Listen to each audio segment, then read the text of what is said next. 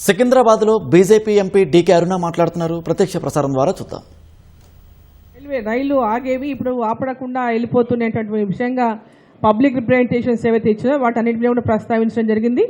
Maximum వాటిని ఆపడానికి ప్రయత్నం చేస్తాం కూడా వారు తెలపడం జరిగింది. ఒకటి కృష్ణలో రాయచూరు హైదరాబాద్ సికింద్రాబాద్ నుంచి రాయచూరుకి వెళ్ళేటటువంటి ఒక ట్రైను ఏదైతే ఉందో అక్కడ ఇప్పుడు ఉన్నటువంటి టైమింగ్స్ అక్కడ ఉన్నటువంటి లోకల్ వాళ్ళకి ఎవరికి కూడా అది ఇబ్బందికరంగా ఉంది కాబట్టి అది ఆ టైమింగ్స్ మార్చమని కోరిన సందర్భంలో వాళ్ళు ఆ టైమింగ్స్ మార్చడానికి వేరే ఏదో ఇబ్బందులు ఉన్నాయి, వేరే కనెక్టివిటీస్ ఉన్నాయి ఆ ట్రైన్ కాబట్టి కొత్త రైలే ఒకటి వేయడానికి ప్రపోజల్స్ పంపించడం బోర్డుకి అని చెప్పి తెలియజేశారు.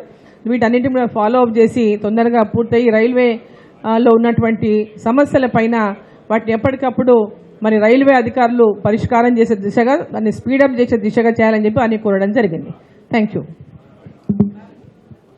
మలక్పేటలో కూడా షాద్నగర్ నుంచి మలక్పేటలో స్టాప్ కావాలని అడిగినారు. ఆ స్టాప్ కూడా రైల్వే శాఖ ఒప్పుకున్నది అక్కడ ఆపడానికి. ఇంతకుముందు ఇంత ఇబ్బందిగా ఉండే, ఇప్పుడు అక్కడ స్టాప్ కోసం కూడా రైల్వే వాళ్ళు ఆ స్టాప్ని కూడా ఒప్పుకొని యాక్సెప్ట్ చేసినారు. అక్కడ ఆపుతామని కూడా చెప్పడం జరిగింది. Thank you.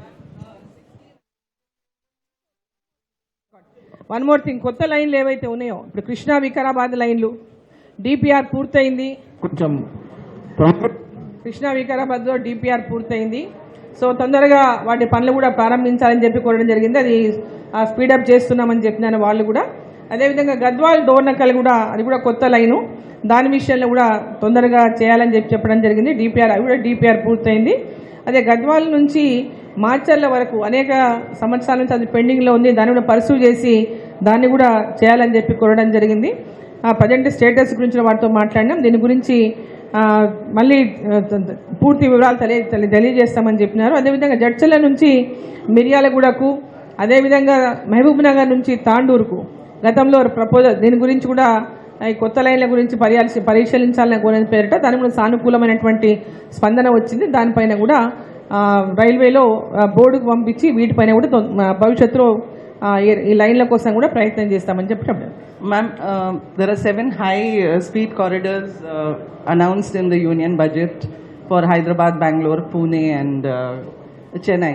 What is the DPR status and land acquisition? Would you, because there's a timeline set by the government to hurry up with the projects, would you as a MP from state tell us what is the DPR status, and also would you ask the state government for land acquisition? There are still going on this. The route map is not yet ready for that. Route map is they are going to fix up the road map also.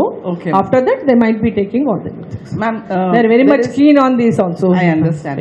But there is a huge gap funding from the state government which the center has been asking for. Yeah. At the meeting did you initiate, I mean kind of press with the government to reduce this? There was a gap that 40% earlierly that wherever the ROBs were, they were proposing 16 ROBs and ROBs. Yeah, so yes. Now every ROB is funded by central government only. 100% will be funded by central government only. There will be no delay in further. Okay, thank you so much.